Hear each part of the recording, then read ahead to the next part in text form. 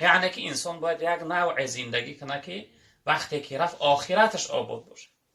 آبادی دنیا اعتبار نیست اکای جون. در این دنیا 1000 خونه های زمانوی داشته باشی، ماشین زمانوی، زندگی تا شاهانه هم بگذارونی که آخرتت آباد نباشه، این خوشبختی نیست برای انسان، این بدبختیه. والله قسم خسیرت دنیا و الاخره. خدا در قرآن میگه اینها هم ضرر دنیایی کردن هم ضرر آخرتی، هم دنیاشونو ویرانه کردن هم آخرتشون. اما در این دنیا اگر عاجزانه زندگی کنی، کمبغلانه زندگی کنی، در عبادت و بندگی خدا باشه که آخرتت آباد باشه، آخرت حیات ابدیه دیگه. مثال حیات این دنیا رنگی چیه؟ رنگی ما درسته میم کار میرن گمیه. چند قدر اینجا دیل میبندیم. اگر خونه هم بگیری، ماشین هم بگیری، بگو یه روز نه یه روز وطن رو میرم. قدر دل بستگی سخت نداری. حضرت عبدالله ابن عمر بچه حضرت عمر میگه خونه راست میکرد. چی قدر به شوق و ذوق رنگی بچه‌ها یاشی ما بریم. میگه عمارت راست میکرد.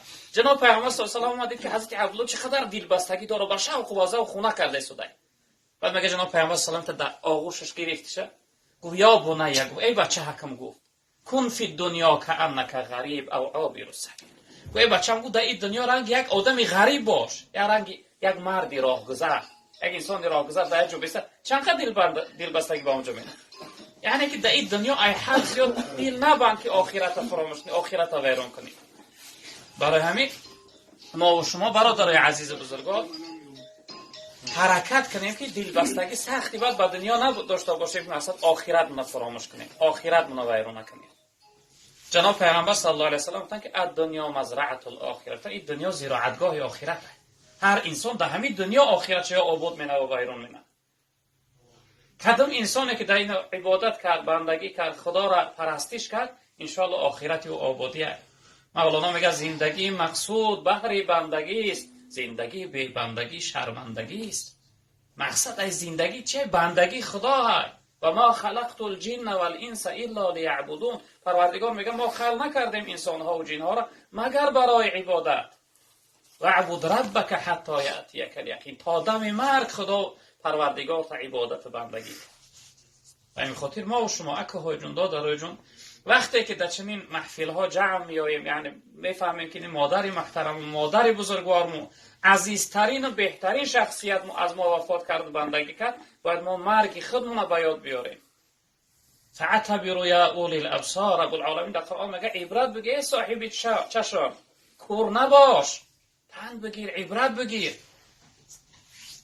حضرت عمر رضی الله تعالی عنه یه مقاله داشتن. حضرت میگه هر روز میگفتن که عمر هر روز میشنوی که فلانی مرد، فلانی مرد، فلانی مرد.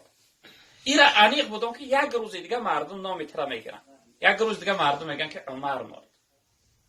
من شما هم باشیم اکوهای جون، یک روز میشه که حتما نام ما را میگیرن، یک روز میشه که حتما همی خیلی برای ما جمع میزنن مردم. او روز غیر از الله حالت ما را دیگه یکون کس نمیدونه که در کدام حالته، چه حال داریم. انسان جای میره که او دیگه خبری نمیآید، ابدی دیگه او را نمیبینه. برای همین حرکت داشته باشیم اکوهای جون دادرای جون، حرکت کنیم که در دنیا عبادت و بندگی خدا را به خوبی کنیم، ای دنیا با سر بلند نزد پروردگار بریم.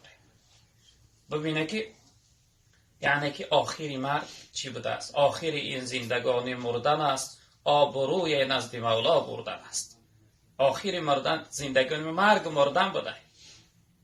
ای دنیا به نزد خدا را آبرو بردن ده، به سر بلند رفتن در کار، به روی سفید رفتن در کار، به عبادت و بندگی رفتن در کار. رب العالمین وقتی ما را بپرسه بگه در ملکم زندگی کرده، ای نعمتام استفاده برده، ای هوام نفس کشیدی، ای آبهام نوشیدی، برای من چی کردی؟ نشوه که جواب نداشته باشی.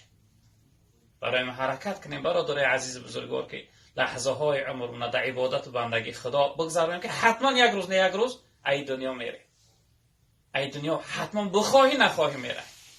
جناب پیامبر صلی الله علیه و سلم گفتن، حضرت جبرائیل یک روز اومدن میگه با سنی من گفتن که یا محمد عیش ما شئت فانک میت. ای محمد چی نوع میخواهی زندگی بکن، این را فراموش نکن که یک روز وفات میکنی، یک روز ای دنیا میره. حتما بخواهی نخواهی یک روز ای دنیا میره. عزیزای خدای مقاله دارم میگه انسان میگه روزی که تولد شدی برای تولدی تو همه خندان بودن، تو گریان تولد شدی، همه خرسند بودن، شاد بودن که فرزند طفل در خانه ما به دنیا اومد.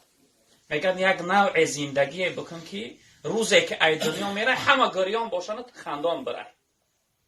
یعنی خوب، خوش معامله، خوش اخلاق در عبادت و بندگی خدا، مناسبت خوب به خلق خدا.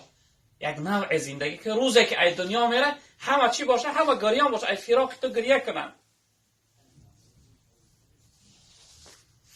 دوستای خدا میگن که این عمر به ابر نوبهاران ماند، این دیده به زیر کوهساران ماند. ای دوست چنان بزه که بعد از رفتن انگیش گزیدن به یاران ماند. یک نوع زندگی بعد رفتن مردم حسوس در بخیرن، بگن خدا رحمتش کنه، انسانی خوبه بود، انسانی صالحه بود، چه نوعی مادر نمایاد کرده. در اصل ما و شما برادر عزیز بزرگوار امروز متاسفانه این دنیا بچنان ما را کور گردانده است که حقیقت دیگه نمیبینیم، کار گردانده است که حقیقت نمیشنویم، دیگه نمیخواهیم حقیقت بشنویم. حقیقت گفتن از جامعه خیلی دور شده. برای همین دارای جون، اکاهای جون، فتنه های آخر زمان به نهایت امروز زیاده. خدا نگه بداره. مولانا میگه چو باید که همه در دلی خاک رفت، خوشا آن که پاک آمد و پاک رفت. خوشا به حال میسن در دنیا پاکیزه میاد، پاکیزه زندگی مینام، ای دنیا پاکیزه میرود. شیخ سعدی میگه ز هجران طفلی که بر خاک رفت، چی نالی که پاک آمد و پاک رفت. میگه کودک ایت بر خاک میره برای گریه نک، میگه او پاکیزه اومد، ای دنیا پاکیزه برفت. میگه تو پاک آمدی بر حذر باش پاک، که ناپاک رفتن ننگ است به خاک.